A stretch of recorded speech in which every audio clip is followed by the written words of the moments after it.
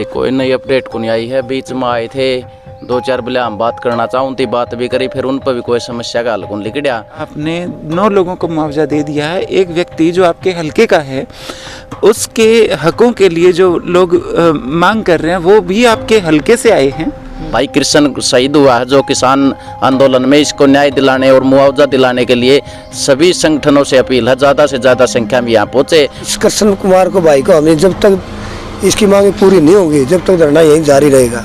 और भाई कृष्ण को मुआवजा और न्याय दिलाए बगैर यहाँ से जाएंगे नहीं, चाहे हमारी जान चली जाए। पालतू पिलूरी है इनके हलके में जो बैठे हैं, उन्हें भी सोचना चाहिए, भगवान नहीं है ये। इनको मानसिक रूप से तोड़ते रहो ताकि कल को ये एक ताकत के रूप में तुम्हारे सामने खड़े ही ना हो। इनकी मानसिकता ये बन जाए कि सरकार इतनी ताकतवर चीज़ होती है कि उसका कोई किसान मजदूर ये क्या कर लेंगे। ये मानसिकता ये लोग बनाना चाहते हैं। हिंदू हिंदू बोलते हैं। अभी शहर के अंदर जो नेपाली बच्चा मरा था वो हिंदू राष्ट्र का ही बच्चा था, नेपाल का। दोस्तों सेक्टर 15 हिसार में है जोगीराम सिहाग की यहाँ पे कोठी है और यहाँ धरना लगाया हुआ है कुलदीप खरड़ और दूसरे किसानों ने। हमने यहाँ से रिपोर्ट की थी और रिपोर्ट में हमने बताया था कि यहाँ किसान नेता कोई शौक में नहीं बैठे हैं और वो इसलिए बैठे हैं कि कृष्ण जो है जो किसान आंदोलन में शहीद हो गया था उसको मुआवजा मिलना था, लेकिन सरकार ने अपनी चालाकियों से उस एक किसान को अलग रखा, उसको मुआवजा नहीं दिया है। कल हमने उसके कृष्ण के पिताजी से भी बात करवाई थी, लेकिन आज दूसरे दिन का अनशन है। क्या अपडेट है वो अपडेट हम आपको बताना चाहेंगे कि 2 दिन में कोई जोगीराम सिहाग जो विधायक है उससे कोई बातचीत हुई है या वो अब भी हठधर्मिता अपनाए हुए हैं। तो कुलदीप सर कोई नई अपडेट? भाई कोई नई अपडेट को नहीं आई है। बीच में आए थे 2-4 बोले हम बात करना चाहूँ थी, बात भी करी, फिर उन पर भी कोई समस्या का हल कौन लिख गया। तो हमने इसीलिए 18 तारीख को 2 बजे सभी संगठनों की, जितने भी संगठन है, चाहे वो महिला संगठन है, कोई भी संगठन है, सबसे आपके चैनल के माध्यम से भी अपील करते हैं भाई 18 तारीख को 2 बजे धरना स्थल पर ज़्यादा से ज़्यादा पहुँचे। और पूरा हरियाणा के किसान संगठनों से अपील है भाई कृष्ण शहीद हुआ है जो किसान आंदोलन में, इसको न्याय दिलाने और मुआवजा दिलाने के लिए सभी संगठनों से अपील है ज़्यादा से ज़्यादा संख्या में यहाँ पहुँचे। और सभी को हम अपने जो निजी तौर पर भी सभी को बोलेंगे भाई इस भाई को न्याय दिलाने के लिए सारे संगठन, किसान संगठन नहीं या कर्मचारी यूनियन हो, कोई भी जितनी भी ट्रेड यूनियन है, सभी को यहाँ 18 तारीख को 2 बजे सभी का निमंत्रण, सभी इस भाई को न्याय दिलाने के लिए। यहीं सेक्टर 15 में जोगीराम सिहाग की कोठी के सामने जहाँ धरना चल रहा है यहीं पे जो हमारा धरना स्थल है यहीं पे मीटिंग करेंगे और हम किसी को ज़्यादा अभी तंग नहीं करेंगे भाई। वहाँ जो मीटिंग में फैसला होगा, हमारे जो बड़े बूढ़े जो फैसला लेंगे वो सभी को मान्य होगा। कुलदीप दूसरा दिन है हमारा अनशन का और बहुत गर्मी पड़ रही है, तपती धूप भी है। क्या कोई प्रशासन की तरफ से डॉक्टर की टीम चेकअप के लिए आई है? ना भाई कोई टीम को नहीं आई, कुछ नहीं आया। इस विधायक ने तो के है जनू आप उठ के चले जाओगे, तकलीफ में होगे, तो हम इसको सख्त चेतावनी देते हैं भाई कृष्ण को मुआवजा और न्याय दिलाए बगैर यहाँ से जाएंगे नहीं, चाहे हमारी जान चली जाए। तो दशरथ भी हमारे साथ है। दशरथ थोड़ा हाथ गाजी हो एक बार। किसान आंदोलन की जीत में समझौता होता है कि प्रत्येक जो शहीद हुआ है उसको मुआवजा मिलेगा, सरकार को मुआवजा देना है। लेकिन क्या दिक्कत है कि इतनी हठधर्मिता विधायक जोगीराम सिहाग अपना रहे। अगर उसके हाथ में नहीं है तो वो आके यहाँ बोल भी सकते हैं भाई मेरे हाथ में नहीं है और मैं कोशिश करूँगा, लेकिन ये क्या कि बातचीत का रास्ता ही नहीं खोलते वो। हाथ की तो बात यह है भाई, अलग से को मांग होनी मारी तो फिर तो आओ दिक्कत है। 10 भाई शहीद हुए हिसार जिले में, 9 को दे दिया, 1 को क्यों नहीं दिया? अगर कोई न्यारी मांग हो नहीं फिर तो हम ही कहाँ भाई गलत मांग रहे हैं। जिन 9 दे दिया 10 में नहीं दो।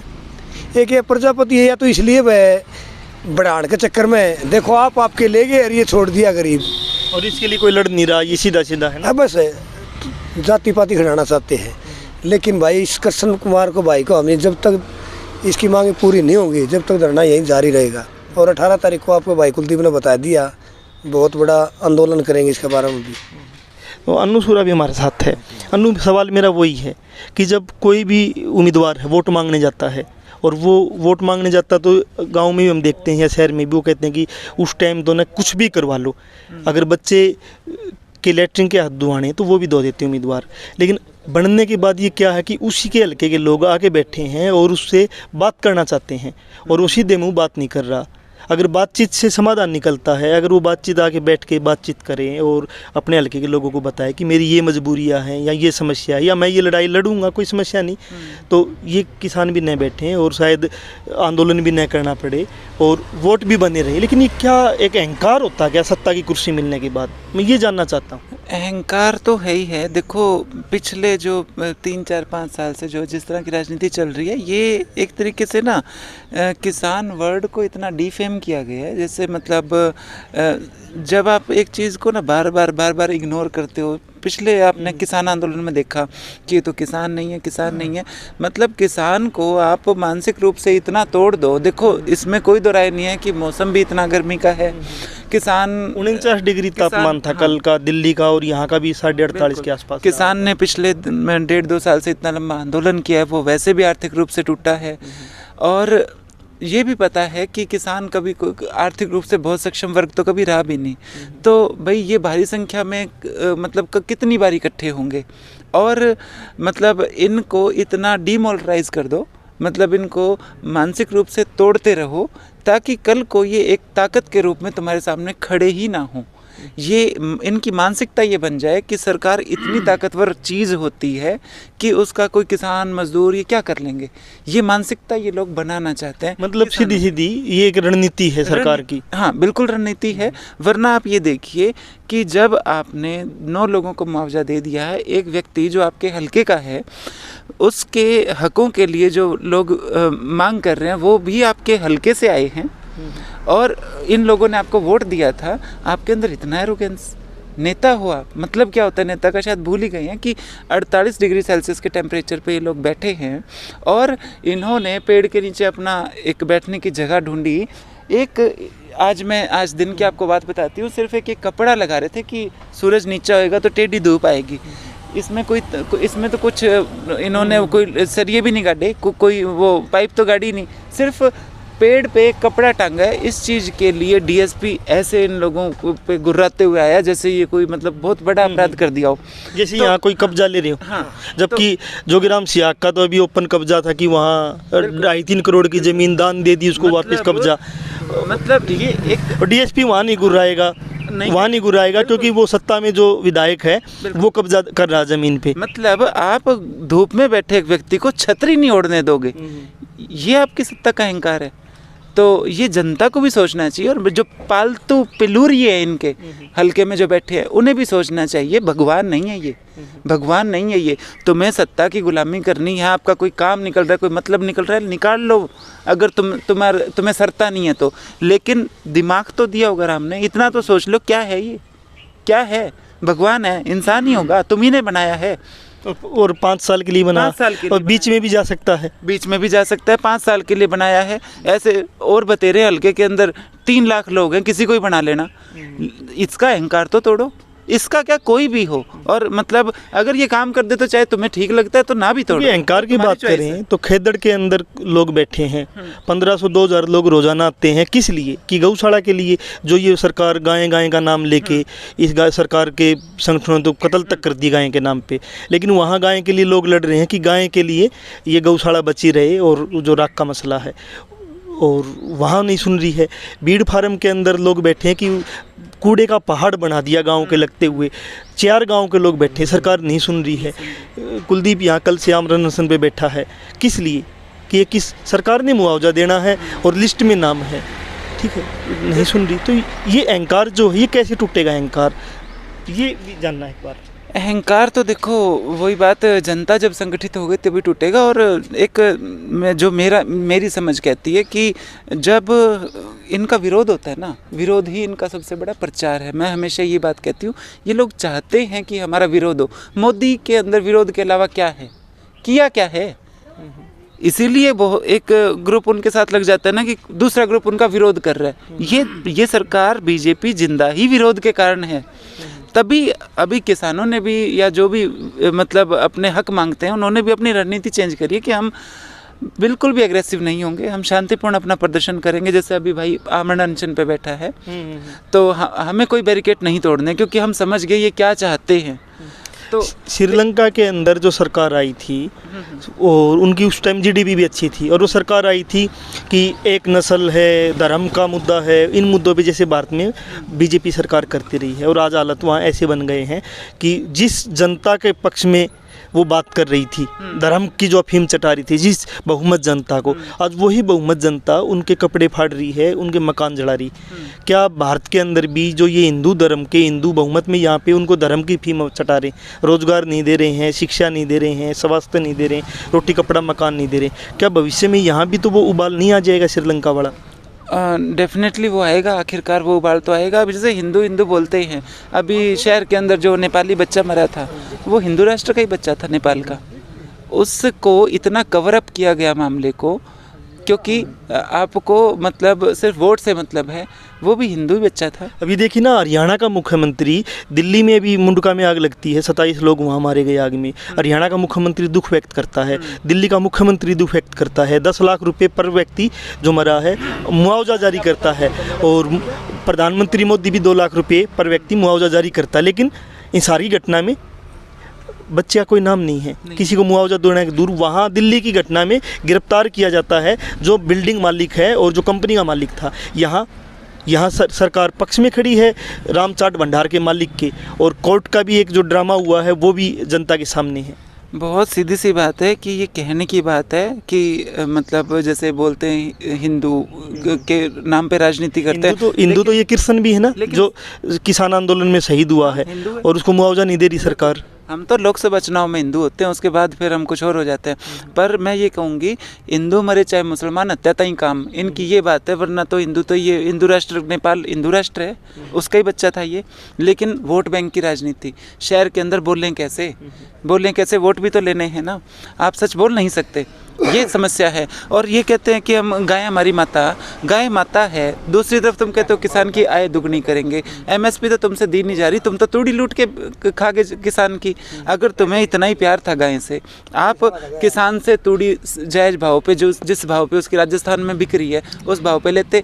अब ये किसानों को तो विरोधी बनाए, खरीद के वो गौशाला में दे देते, खरीद के आप सरकार खरीदे और गौशाला में दे जाए। आपको गाय की सेवा करनी है, सरकार गौ भक्तों की सरकार है, तो किसान से तोड़ी खरीदो और गौशाला में दो। लेकिन धारा 144 लगा रहे हैं।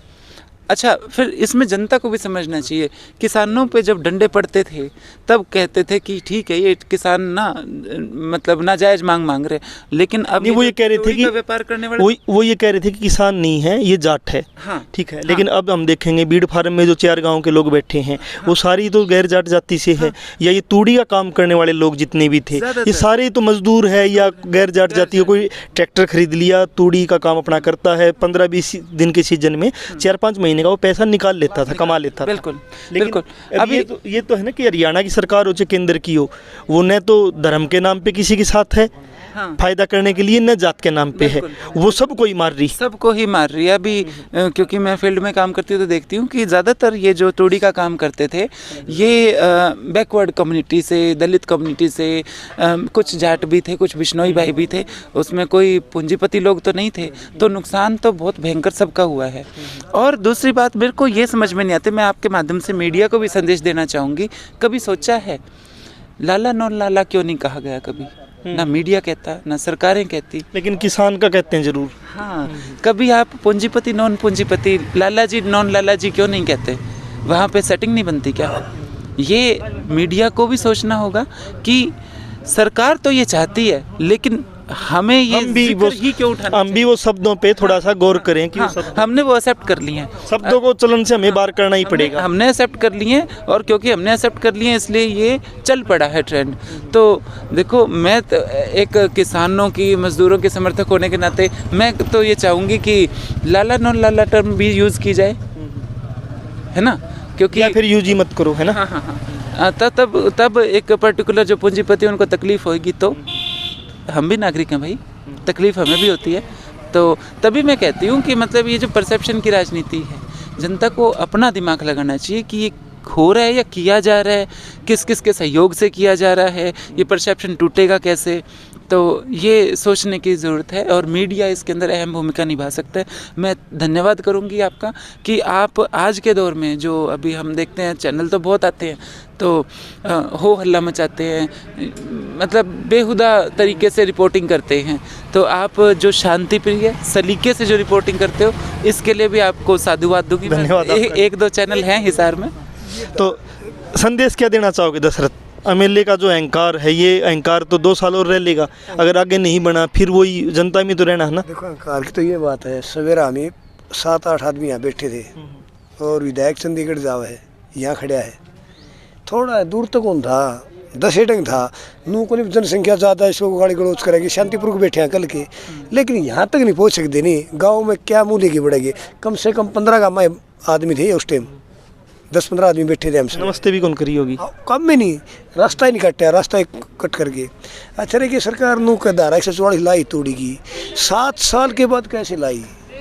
या तो सरकार आव है उसे टाइम कंट्रोल करो, तो 7 साल जिम्मेदार है ना गौ पाली होगी, तूड़ी दी है, नाच दिया है, अभी नहीं क्या ध्यान में आई? 7 साल के बाद देखो धारा 144 लाई दी, या तो आते समय लावर आए गए ये भाई गौ माता करे है, और आते समय इनको तूड़ी नाज पुचावर है, 7 साल के बाद कैसे याद आई इनकी गौ माता? अच्छा ये हाँ उदय जी, मैं ये कहूँगी जैसे अभी जो आप जिक्र कर रहे थे कि ये जाट नॉन जाट का माहौल बनाते हैं, तो इसके अंदर जो बाकी जनता है, जो मतलब जो आम जनता है जिसे राजनीति से कोई मतलब नहीं, जो जागरूक पढ़े लिखे बच्चे हैं, उन्हें ये सोचना चाहिए कि आप अगर एक कम्युनिटी का एक ये जो हेट स्पीच नेता लोग देते हैं, पब्लिकली तो कम ही देते हैं, जाके इनके संगठन के लोग देते हैं, तो आप जब देश आज़ाद हुआ था तब संविधान लागू हुआ था, छुआछूत जैसे गंदी चीज़ें देश से मतलब धीरे धीरे लुप्त हुई हैं, क्या आप